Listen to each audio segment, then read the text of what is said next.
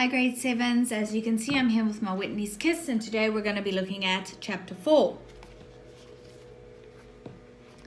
Why the Vodacom container? Whitney thought. The container was on a busy corner next to the shop that was called the General's Dealer. Lots of people passed by there and it was the only place in the vicinity where one could make a phone call. Surely someone would see them. If Mrs. Pillay had to see them now, after their talk yesterday. Whitney approached the corner cautiously and looked around. There was no sign of Lucky. She watched the shop entrance for a while to see if he would emerge from the General's Dealer. She wondered who the General might be. When she was certain he was not inside the shop, she walked up to the container, looked inside, and then went around the outside to wait somewhere where she would be less visible from the road. Lucky was nowhere to be seen. Maybe she had read wrong. Maybe she was supposed to have met him the previous day. Or maybe he had realized this corner was too busy and changed his mind about meeting her here. "What's going on here?" A stern voice suddenly asked behind her. Whitney went ice cold. She spun around to find Lucky standing behind her with a wide grin on his face. He'd been hiding behind a tree. "Lucky, don't sneak up on me like that. I almost got a heart attack." "A bit edgy, are you?" "Don't worry. If anyone comes, we'll just say we both need to make a phone call." But I don't," Whitney said honestly. "You will if someone comes." He came up close to her and touched her cheek with the back of his fingers. His skin felt like silk. "I've been thinking about you," he said. "Me too," she confessed. "But you got me into serious trouble. I don't think you're in Mrs. Pillay's good books, you know." "Oh, forget about her. You can't trust her anyway." "That's not true. She's the only teacher I do trust." "Well, if she says anything bad about me, then you know you can't trust her." "She didn't say anything bad about you. Just that we don't know each other very well yet." "Ugh, what does she know? You know me well enough, don't you? And I know you better than your mother does." As Lucky was saying these words, a figure suddenly appeared behind Lucky. Whitney looked over his shoulder and saw Miss Bukula coming toward them. Lucky saw her eyes grow wide as saucers, and he caught on immediately. Without missing a beat or turning his head, he said somewhat loudly, "Well, I guess you'd better call your mother then. Here's the money you dropped." Out of nowhere, a 2 Rand coin appeared in his hand, and he gave it to her. "Thanks," was all she could say. She wasn't sure if Miss Bukula had overheard anything. "Don't mention it. See ya," he said as he walked away and disappeared like a magician. Miss Bukula looked at Whitney for a second and smiled, then stepped into the container. "I'd better phone my mother now," Whitney thought, just in case Miss Bukula overheard Lucky. Otherwise, it will be too obvious. She went inside, paid with the 2 Rand coin, and dialed her mother's number. Her fingers felt a bit numb from the tension. "Hello?" "Hello, Mother, it's me." She tried to sound normal. What should I tell her, she thought. "Whitney, thank goodness you called. How did you hear?" It took a second for the question to register. "Hear what, Mother?" "You don't know about Father yet. I called the school secretary an hour ago." "Why are you calling then?" "Never mind, Mother. What about Father? I've heard nothing. Is he all right?" Whitney felt a twinge of panic. "He's in hospital, darling. I've called an ambulance to fetch him this morning." "He's not well. I've been waiting for you to come home so you can go see him." "In hospital again?" "Mother, that's terrible. Is it his fever?" "Well, yes, I will explain when you get here. Don't worry too much. Just come home soon," her mother said.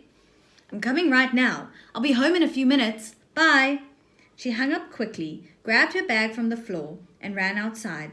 The walk home normally took her 20 minutes. But this time, she was home in just under 12. Whitney and her mother took a taxi to the hospital. They were quiet on the way, each lost in their own thoughts. At the hospital, they had to wait in a long queue before they could speak to the reception clerk. Whitney hated the hospital.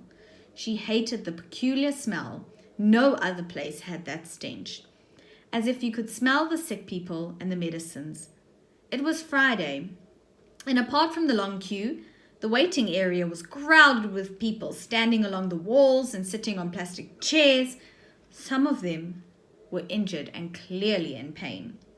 A lady with a crying baby was patiently waiting to be helped by someone. A nurse in a white uniform hurriedly examined some of the people. While she spoke to the baby's mother, a man with a bandage around his head came to ask her something. The nurse rudely told him to sit down and wait. Whitney was relieved when they finally got to the front of the queue. "Molweni, can I help you?" the clerk asked. "We came to see my husband, Mr. Sotelo. He came in by ambulance this morning." The clerk flipped through some files to the letter S, examined several folders closely, and finally pulled out one of them. "Yes, room B6, second floor. You can take the stairs or elevator and then turn right in the passage. B6 is the third room on the left." The elevator seemed to be asleep. Pressing the button several times didn't wake it up, so they climbed the stairs instead. The hallway on the second floor was long and wide, and there were a few people lying on beds along the wall of the corridor. The floor was shiny, and their shoes made little squeaks as they walked. On the left, they saw room B2, then B4, then B6. A doctor in a white coat came out of the room just as they arrived. "Is my husband in here?" Whitney's mother inquired. "Surname?" the doctor asked. "Sotelo," she said. "Ah, yes, I've just examined your husband now," the doctor said. "I'm afraid there's not much we can do at this point. His immune system is—" Whitney's mother interrupted him. "I'm sorry, doctor. I'd like to talk to my daughter first. Would you excuse us for a moment?" "Certainly. I'll return in a few minutes." The doctor turned and headed down the hallway. Whitney's mother took her daughter's arm and walked in the other direction. "What is it, mother? This sounds very serious." Whitney tugged at her mother's arm. She sensed that her mother knew something about her father that she didn't. Something terrible. They arrived at the door to the ladies' toilet, and Whitney's mother took her inside, away from the people in the corridor. She turned toward her daughter. "Whitney, listen to me," she began. "There's something I need to tell you about your father. We've not told you before because we thought it would be better if nobody knew." "Not even you." Her mother paused, and Whitney kept quiet. She looked into her mother's eyes for answer. "Whitney, your father has AIDS. I'm sorry I never—" "What? What did you say?" she interrupted her mother. "Yes, you heard me, darling. He has AIDS. I didn't want to—" "AIDS? AIDS? It can't be!" Whitney clasped both her hands over her mouth. Tears started welling up in her eyes. Her mother took both her hands in hers. "It's true, Whitney. Your father has been living with HIV for many years already. But about a year ago, it developed into AIDS. You've seen his health deteriorate. It has gone a lot faster than we had expected." "HIV? That virus thing? No, that's impossible. Does that mean he must have... How did he get it? Was he with another woman or something?" Whitney looked at her mother in disbelief. "No, my darling, we've had our differences, but your father has always been faithful to me. There was an accident at work once, and he saved a man's life. The man was bleeding badly. Unfortunately, your father had an open cut on his finger. He only noticed it when he washed his hands afterwards." I don't understand," Whitney said, wiping her tears with her hands. "The man he helped was HIV positive. Your father didn't know this, and the man was losing a lot of blood. Your father had to stop the bleeding. The virus must have spread to him through that cut on his finger. When he noticed the cut, he didn't think much of it until he heard later that the man was HIV positive. A few months later, your father went for an HIV test and... No, that's awful. It can't be. That's so unfair. He didn't do anything wrong. Whitney broke down in sobs. All of a sudden, she felt weak and had to support herself against a wall. Why didn't you tell me before? She sobbed. It was the best for you, darling. We did not want anybody to know. But I'm your daughter. How could you? How could you keep this a secret? I asked you what was wrong with him, and you said you didn't know. How could that be best for me? Whitney's mother could sense an angry outburst coming, and she tried to speak reassuringly. There were 2 reasons why we thought it was best not to tell you, darling. First, your father did not want to alarm you. They say that people can live for years with HIV without getting AIDS. You were too young to understand all this, so we were hoping that the HIV didn't become AIDS. Whitney completed the sentence, her voice a bit more calm. She wondered for how long he'd been HIV positive. That's right, or at least that he would not get sick until you were much older. I kept on hoping that it would somehow just go away, that we would wake up one day and find it had all been a dream, a horrible nightmare. Whitney's mother was trying to hold back her own tears. She dabbed her eyes with a tissue before she continued. They gave him some new kind of medicine. We were hoping the medicine would cure him, but it didn't. She turned her head away for a moment and tried to clear her throat. There was a brief silence between them. And what was the other reason you never told me? Whitney asked her mother. Well, her mother answered, your father didn't want the neighbors or anyone else to find out about his HIV. Your immediate thought now was that he'd been unfaithful to me, that he'd been sleeping around. Unfortunately, this is what everyone will think. You know how people talk about those who are HIV positive. They see them as bad people, dirty people. They think that AIDS is God's punishment on those who are unfaithful. Do you understand? Your father was afraid that people would turn their backs on him and on us. If anybody found out that he was HIV positive, they mustn't know. But everyone will find out about his disease. Miss Bukula heard me talking to you on the phone, and people will ask, what's wrong with him? They will find out that he's in the hospital, yes. But they must not find out that he has AIDS. Do you understand me? Nobody must find out. You need to say, I want you to tell people that he has cancer. Cancer? Whitney asked. Yes, there's nothing wrong with having cancer, and people will not think bad things about us. Just tell everyone at school that your father has cancer and he's in hospital. Whitney thought about it for a moment. It was all so overwhelming. Her mother was asking her to lie. It's for the best. So our family will not be shamed and disgraced. Promise me you'll say that he has cancer, her mother pressed. Okay, mother, I promise, she obliged. But do you think he's going to die, mother?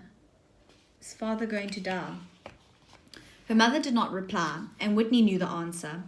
AIDS was the dreaded killer disease that nobody wanted to speak about, and she'd heard the doctor say that there's not much he can do.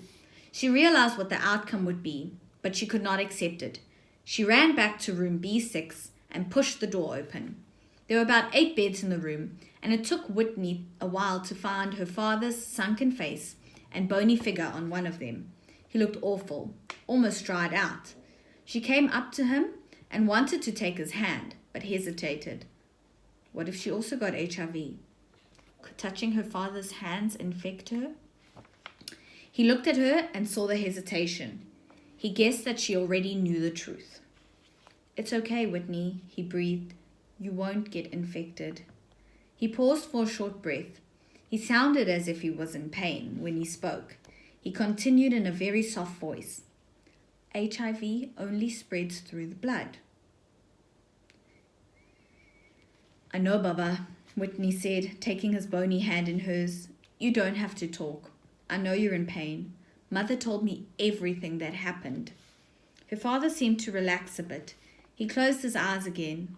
She studied his face. His lips were dry and there seemed to be a sore on the corner of his mouth. His nose must have been bleeding because there was some dried blood around his nostrils. The scab on his arms was still there, looking worse than before. Whitney's stomach suddenly felt queasy. How dreadful to see her father like this. The door opened again and her mother entered. "I just spoke to the doctor now," she said, as she came over and gently put her hand on his shoulder. "He says your immune system is very weak, so you can easily pick up any infection. But for now, the fever is down, and he says you can go home if you want to. If you want to come home, we'll have to care for you and give you medicine. And if you stay, the nurses will do it." Whitney's father opened his eyes again. "I need to stay here. If I go home," he tried to swallow, and his face contorted with pain. "He has sores in his throat," her mother explained to Whitney. "At home, people will see me," he carried on. "They will talk. They're already talking. We mustn't let..." He coughed again, a dry, painful cough that made his rib cage shake up and down. "Don't worry," I told Whitney. "Nobody will know. We'll say you have cancer," her mother said softly. "Rest a bit now. We will come again tomorrow. I'm sure you will feel better then. The medicine will help you. I know it will," she added hopefully. Her mother took Whitney's hand and they left the room. This brings us to the end of chapter 4. Look out for chapter 5.